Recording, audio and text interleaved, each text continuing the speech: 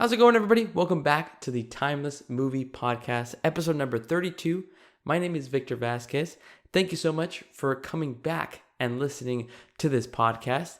It's been a little bit since I've released a new episode, but I'm excited to be back because I am going to be covering a new film that I got to check out this past weekend.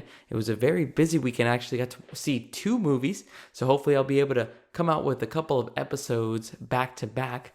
On this week's episode of the podcast, we're going to be covering the new film by director Zach Cregger called Barbarian. Very interesting film. I saw very, small details and trailers of this movie. I tried to come in very fresh and kind of just blind to the entire movie, hoping to see if this horror movie would be completely different from anything else that I've ever seen. So let's go ahead and dive in to the first segment and try to give off some of the reasoning as to why I wanted to watch this movie. Like I had mentioned before, I had only seen one trailer for this film, and I was super intrigued just by watching it. I wanted to understand how it was all going to play out. Just me personally, and as you can probably tell if you've listened to previous episodes of the podcast, I'm not that big of a fan of the horror genre.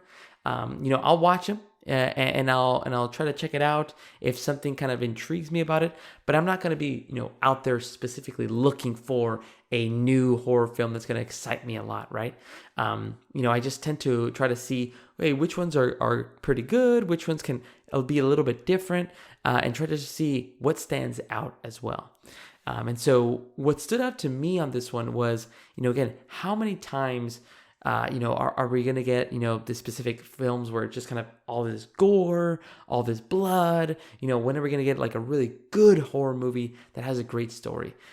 This year, I ended up watching Black Phone. I actually didn't have a chance to, do an actual review on that one, maybe hopefully sometime in the future. But I thought that movie was really great. It had its horror elements, but it still told a really great story with its characters.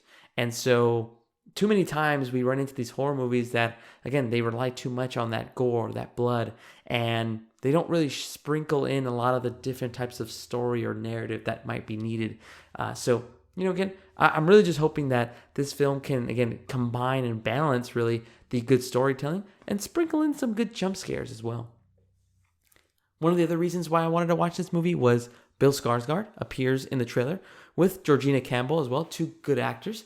And in the trailer, Bill Skarsgård, for some reason, has like these shades of being an evil character, and that he seems to be either involved or he's hiding something. Now, I feel like that's just my unconscious bias, that I feel like, I know that Bill Skarsgård was Pennywise.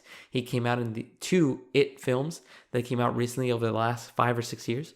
And so there's just something about his look and the way that he kind of just, is portraying his character in the trailer that just made me kind of question, okay, what is Bill Skarsgård's character going to be up to in this movie? Is he going to be the one that, is behind all of this craziness? Does he have something to do with this crazy house that they keep highlighting? I don't know what it was, but I feel like, I had to keep my eye on him. And I feel like this guy has something, there's something that he's hiding, and we're going to find out as well. Last but not least, what I want to really find out is, what is the biggest threat in this film? Just again, from watching the trailers, it kind of just shows Georgina Campbell and her character with Bill Skarsgård. You see them kind of going down into some type of a basement or dungeon, and that's basically about it. They have these like nice little horror scores, and they have really good music in the trailer, but it doesn't show anything else. It doesn't show anything paranormal. It doesn't show an actual person that's trying to torture them. What's that actual threat, right? What are they going to face, and how are they going to kind of try to overcome that throughout the movie? I also want to see who's going to survive, right? In these horror movies, you just never know. Are all the characters going to die by some type of, again, threat that comes up in this movie? Is the main character going to be the one that survives? Is it going to be a character that you had no idea was going to be the one that's really the last person standing? And those are the kind of movies, again, that catch you off guard. So we will see what that big threat is and who is going to survive in this movie called Barbarian. All right, everyone, those were my thoughts on, before I actually watched the film, my biggest questions really, going into it, how is it going to play out? Again, what was Bill Skarsgård's character up to, and what is the threat in this movie? So now that I got a chance to check it out, I went to an AMC and got to see this film, and I was pretty surprised how the story all played out. There were some ridiculous decisions that were made by characters. Of course, it's a scary movie. I would be surprised if there weren't ridiculous decisions that were made by a specific character in a scary movie. But that didn't stop me from enjoying my time during the film. I'm not going to give away too much, but just to give a general kind of sense of what the film is about, Barbarian is about a movie of a woman named Tess, played by Georgina Campbell. She ends up visiting Detroit for a job interview. She's trying to get a specific job for a specific documentary, I believe. And she ends up booking a Airbnb in a small little neighborhood in Detroit. In the night, it didn't seem like anything was out of the ordinary. It was raining the night that she came up to it. But one thing started to kind of kick in is basically she finds out that someone else is staying at the Airbnb house that she booked. That other person is named Keith. And Keith is played by Bill Skarsgård's character. Keith didn't actually realize that Tess also booked the same house. And so they're now in like a weird predicament where they don't really know what to do. It seems like the owner of the house double booked both Tess and Keith. And so what Keith does is, just to be a good gentleman, he actually ends up allowing Tess to kind of stay over in the house. Doesn't want her kind of to stand outside in the rain or in her car. And so, that's when the weird things start happening. Tess and Keith kind of get a little bit more comfortable. They, especially at the beginning, it was very tense. You just didn't know if you could trust Bill Skarsgård's character, but they end up having more conversations throughout the night, and then eventually they go to sleep, and that's where, again, some of the weird things that you would expect from a horror movie start coming up. Tess's bedroom was closed, and then in the middle of the night, she wakes up and she hears footsteps, and then all of a sudden, she sees the door of her bedroom open. She thought it was Keith, so she kind of goes to check on Keith. He's sleeping in the couch, and he's just kind of making weird noises as if he's in a nightmare. And, now you kind of start picturing, I'm not going to delve into too much, but at this point in the movie is when the intensity starts to rise little by little, as you're not really sure, again, what is going on at this specific moment. Is Keith, played by Bill Skarsgård, is he involved with that, of opening the door? What's going on? And then we kick into the next day. She goes to her interview. She ends up meeting the person that's, looking to hire her for the specific task. And everything's fine. Everything seems normal. And then she gets back to the house, and that's where she starts kind of, figuring out that, like, okay, something's wrong. She goes down into a basement. She starts hearing a couple of noises. She actually gets locked in the basement, and then she finds out the truth and the horror of what is being done in this actual Airbnb house. Once again, you start feeling the level of intensity rise. What's in the basement? How long has this been going on? Who the hell is behind all of this? I'm not going to spoil any of that, guys, because I think it's crucial to the story, and I would actually prefer you guys experience it. But hopefully that gave you a small taste and really, again, a tease of what are we dealing with within this film. What is, the situation that Tess, in this case, and Keith find themselves in as well. Now, I'm going to move on to some of the pros that I had about the movie after watching it at AMC. So some of my pros were that I really, again, enjoyed the story and actually appreciated how they broke it up. Again, I'm not going to delve into too much of the details on this segment, but just to kind of explain it, the movie starts off with the perspective of Tess, what she's going through up until the point of basically going through her interview, finding out that there's like weird things going on, in the middle of the night, and then finding out the basement and the truth of what's been happening here. Up until that point, that's where it kind of just cuts off, and then it fades to black, and then you get introduced to a new character that you hadn't seen, I want to say within the first 30 minutes of the film. You get introduced to AJ Gilbride, played by Justin Long. He's in this film. He's an actual famous actor who owns the Airbnb property. He's not the one that actually booked Tess or Keith stay there. He has like another property kind of managing that as well, but he owns the actual Airbnb. Well, at this point, the story then kind of unfolds where AJ now somehow gets involved in this whole kind of predicament. He gets to experience the basement himself. And then you start seeing madness occur at that point. And then at the close of the film, like maybe at the, close of the second act, beginning of the third act, you get to see the third part of this story, which is this mystery character and how they are involved in relation to this terror that's going on with this house. You get their perspective. And so I just really liked how it kind of just jumped to 3 separate instances, 3 separate characters, which I then at the end of the third act kind of culminate into here's what's all going on. Here's kind of how it started. Here's how it's kind of going with these characters. And let's see if they escape this or not. It made sense to me. Again, it added to the mystery as you're kind of going along. You're trying to, again, I'm definitely like this, but when I'm trying to watch a movie, especially from a horror perspective or from like a murder mystery perspective, you're trying to figure it out before it actually unfolds in front of you. And so that was in my head. I'm thinking, okay, what does this mean like that? Where does this person come into play?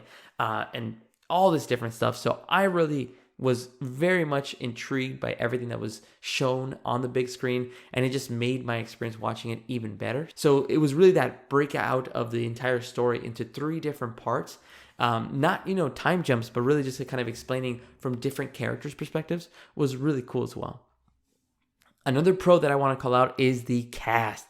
Georgina Campbell, Bill Skarsgård, Justin Long, all killed it in their roles, which again added to why I thought this movie, it was so good to me. I really enjoyed it. Each one of those characters was able to just show off their skills and add to the horror in order to make you feel like, you know what, I gotta take this seriously because I really don't know what's going up until this point. Lastly, the entire movie felt sort of like an uneasy feeling, in a sense that I just wasn't sure how everything was going to really close out.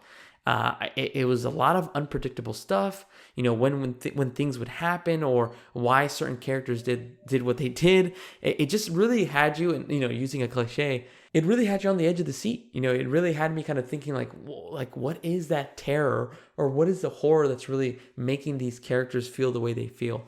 And you just felt that throughout the entire movie until it really ended. That's when you kind of like, that's where you don't feel that uneasy feeling, that like uncomfortableness, I guess. It was so cool, and I loved every minute of it. All right, now just to move on to some of the cons that I had about the movie. I don't have too many. I just have 2 that I wanted to call out. One of them is about the explanation of the terror element in Barbarian. So small spoiler, but there is a creature that comes up in this film. Again, I'm not going to explain exactly where this creature comes from, what it is, but it's just some type of a monster that appears. And we get somewhat of an explanation where it kind of just explains why this monster, is here, where it came from. But I was hoping there was a little bit more than just a quick line. I wanted to know exactly what made this monster. You get a hint of like, maybe just kind of connecting the dots of what you've seen in the movie, but I wanted there to be a little bit more, like doesn't have to show us exactly how this kind of monster or creature was created, but I just wanted to understand, are they immortal? Is there anything that can actually kill them? I just didn't get enough of that, and I was hoping to kind of get a little bit more from the story to kind of give me that fear as well. It's like, whoa, like I don't think they're going to be able to escape this. So it was just some of that kind of more flushed out detail that I was hoping to get. Again, this is definitely a nitpick on my side. It still does not take away from how good the story and the movie was for me, but I just feel like if they would have added that much more detail to the creature, it would have made it an even better experience for me. Second nitpick that I had in the film was that there weren't that many jump scares as I was expecting. I think, again, I need to watch it again, but I want to say that there was about maybe a total of 3 or 4 really good jump scares. And again, I totally understand that jump scares don't make the story any better or move it along in any way. But I was just really hoping that there would be some scenes that can really catch me off guard. And I didn't really see that. I saw a lot of them coming. Nothing that kind of just, again, there's definitely folks that were scared in the movie theater. Again, I'm not saying that I'm just some type of macho that I don't get scared. I definitely get scared. And I definitely get, I get put in a position where I do get startled as well. But there wasn't that many as I was expecting. Early on, I would say, like, in the first 20 and 30 minutes, again, you get that uneasy feeling. And so I'm like, okay, well, what's going on? Is something going to pop up here? But it wasn't much of that. Again, this is more of a nitpick. I just feel like it could have been a little bit more scarier with the different types of jump scares, that they could have plopped in different opportunities as well. But again, it still made me feel very uneasy, which is a big, big pro for me on that side of it as well. Other than that, the film was still a cool experience to watch in theaters. And again, I'm really glad that I had the chance to go check it out with my brother and sister. They were really interested in watching it. So still, again, those small little nitpicks, but I still give the film a really good score on my side. I thought it was really well thought out and just told a really good story, from what we saw in the actual film. All right, everybody. Now I want to jump into the next segment, which is my favorite actor or actress's performance that I really liked. This one, again, I'm not going to lie, is pretty tough just because I really liked the performances of Justin Long, Georgina Campbell, and Bill Skarsgård. They all did really well in each one of their roles. But again, I want to make it tough, and I want to actually choose one and not cop out of this segment. So if I had to choose one, I am going to go with Georgina Campbell, who played Tess, the main protagonist in this film. Georgina was able to show off a lot of her range here, just as Justin Long and Bill Skarsgård did, but I feel like she had a little bit more to kind of show off. She would show off a little bit of her frustration, especially when, you're in a situation where, what if your Airbnb was double booked, especially at the middle of the night and you're just trying to get some rest to get ready for a job interview. She was defensive. She didn't trust Keith at all at the beginning of the film. She played it off so well where you're on her side, right? You're like, hey, I don't know if this is the right move to kind of stay with this guy that you don't even know for the night in an Airbnb that should have just been booked for yourself. All this different stuff. It was really well portrayed in that first act where you kind of see Keith and Tess interact for the first time. Another piece of it that she showed a lot of skill in was when she was crying or portraying fear. That first moment when she was going down the basement and she was like tears streaming down her face and she was just kind of very jittery, and I was like, oh man, it just made you kind of like, again, that uneasy feeling where you along with Tess are unsure of what she's about to find out in that basement. Everything that she did was believable, and it just kept me more and more engaged in regards to, again, what would happen next to her character. That's probably the best that you can do in the specific types of stories where you, along with, again, the protagonist of this film, are trying to unsolve some type of a mystery or survive whatever type of terror is coming up as well. So, to me, again, Georgina Campbell really killed it in this role. I also, again, I'm going to do it, a little cop-out. I still got to give a quick shout-out to Justin Long. He played such a great douchey character that was just trying to find out why there was people staying at his Airbnb. He was so confused as to why he was seeing, like, Tessa's stuff or Keith's stuff in the house, and he was just confused. But his character was just so exaggerated, so over the top, and he made some ridiculous decisions.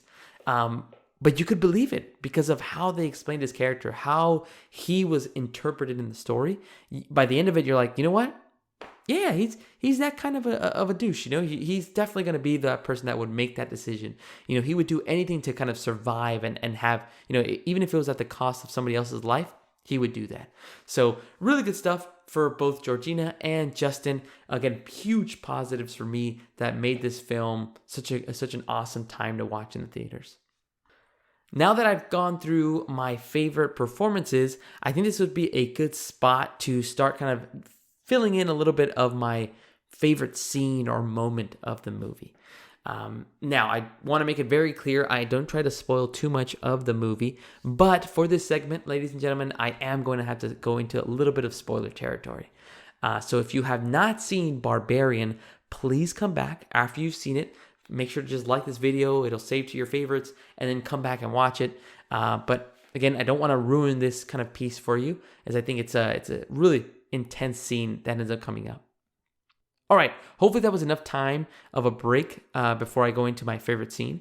But what ends up happening in this specific piece of it is we're in the first act, and what we end up seeing is, we end up seeing Keith at the bottom of the basement. So I was mentioning a little bit before my favorite performance where Tess, showing her fear as she goes down the basement. Well, as she goes down towards the basement, she ends up finding out that Keith is also down there. And so now she's kind of like confused, and they're both arguing as to like, hey, we need to leave. We need to get out of here now. Keith is like, no, we can't leave. There's something else down here. We need to figure out what is down here in this basement.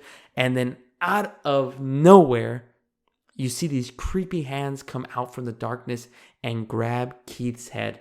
And those hands end up basically smashing Keith's head against the wall in the basement. Constantly. And all the way until his head gets smashed to smithereens. It was so unexpected to that point. I did not expect his character to get that fate at the beginning of the movie. It was just so crazy. I didn't believe that. And again, that was one of the questions that I brought up in segment 1. I didn't trust his character. They bamboozled me. He was actually a trustworthy character, and I was just so blown away, and it was just such a great twist. Again, because I just wasn't sure if he was a good person or not. And again, he ended up having nothing to do with the creature that appeared, and it just, again, those kinds of moments that just kind of catch you off guard, for me personally, are what elevate a movie for me. And so I completely loved that scene. It just kind of flopped everything, that I was already kind of thinking of, like, yeah, I think this is what the movie's going to be about. Nope, didn't even see that. Bill Skarsgård's character had nothing to do with this entire plot. So it was unbelievable, and what a great twist. So that, ladies and gentlemen, is my favorite scene of the movie. Well, now that I spoiled a piece of the movie, I think this would be a good time to move into would I recommend folks watch this in theaters or wait for it for a streaming service. Again, another tough decision, but I'm going to say yes, I would recommend Barbarian to be checked out in a movie theater. I've said this before, but I really feel, and it's, again, an honest truth, for horror movies, these are the type of movies actually that are really well fit for a movie theater. Because of the fact that you have a big screen, because you're in a dark room, that also adds a little bit more to that intensity of like, okay, I'm a little creeped out. The surround sound elevates every jump scare scene. And again, you're experiencing terror with a group of people, which I think is just so cool to watch as well. One of the strengths of the movie, again, was that uneasy feeling and that uncomfortableness that the story kind of played out. And again, that uneasy feeling keeps you engaged and wondering, constantly thinking as you're checking out every scene, who's going to make it? Who's going to survive? And when is the next scary moment or the next jump scare going to happen? Obviously for me, I felt like that there should have been more, but maybe for other folks, it was just perfect. But that, again, is just my personal opinion. I definitely recommend, if you have the time and if you can make it out to the theater, definitely go check out Barbarian in a movie theater. It doesn't have to be AMC. It can be any movie theater. And just kind of experience it for yourself with a couple of friends, family if they're into the horror genre. I think it's just a really fun time to check out as well. All right, everybody, we are now in the last segment of the Timeless Movie Podcast. And for this last segment, we're going to go ahead and answer the very important question, which is, does this movie have the potential to be timeless? As of today, I do not think Barbarian is a timeless movie. Although I've been praising it for its really good story and the characters that appeared, nothing really stood out to me when it comes to rewatching this horror movie. I do want to call out again, I did end up checking out Black Phone and comparing it, even though they're completely two different stories, I still prefer Black Phone as the best horror movie that I've seen this year. Black Phone has just had a cool concept of a story, as well as the performances from some of the actors, again, just stole the show. I also feel like some of the cons that I had for Barbarian, which is not exploring the creature a little bit more, or not that they didn't explore enough, but explaining what the origins of this character were, how they were made. I wanted to understand that more, as well as not having as many jump scares. Again, that is predominantly what really impacted my decision on whether it was timeless. Also, again, just to kind of give you that background, the horror genre, in my opinion, doesn't get me that interested anyway when it comes to rewatching movies. I typically save it for like Halloween. I think Halloween is that 1 month of like, yeah, let's watch as many scary movies. But again, that to me doesn't really consider itself as a timeless movie. to me, again, it's something that like I can just think of, even if it's not a scary season or anything like that, not Halloween, would I put this on? And I really wouldn't. Again, you have other movies that I would much rather watch, like Marvel movies or the Lord of the Rings movies. Those are ones that kind of pop into my head when I think of like, hey, what should I watch when I have nothing else to watch? It's never going to be a horror movie for me. Again, that's on me. Maybe you're more of a horror fan or more of, you're more into that genre. Then more power to you. That this might be the perfect movie for you. Again, I just want to make it clear, but that I did really like this movie. I had fun watching it. I'm actually surprised it was funnier than I thought it would be. Again, just from the trailer, the one that I checked out, it didn't seem like it was going to have that much humor, but this one actually had a lot, and it came from Justin Long. He's very much well known for his, his comedic sense, his timing of it, his delivery, and he didn't disappoint. Again, that's why I had to give him a shout out for my favorite performance. I had fun watching this movie, but again, I feel like one time was probably enough for me. Those are my thoughts on Barbarian, but more importantly, I want to hear from you. What do you think of Barbarian? Would you consider it a timeless movie? Do you, rank it with some of the other horror genre movies that have come out over the recent years? Let me know down below in the comments, guys. I'd really want to interact with you guys and kind of get a feel for what you thought about Barbarian. Did you like it as much as I did? Did you think it was even better, or did you think it was really worse as well? Again, just really want to have that interaction with you guys to discuss Barbarian. All right, everybody. My name has been Victor Vasquez. This has been episode number 32 of the Timeless Movie Podcast. I appreciate everybody staying all the way to the end and listening. Be sure to check out next week's episode because that's when I'll be covering The Woman King. All right, everybody. Have a great rest of your week, and I'll talk to you guys later. Thanks.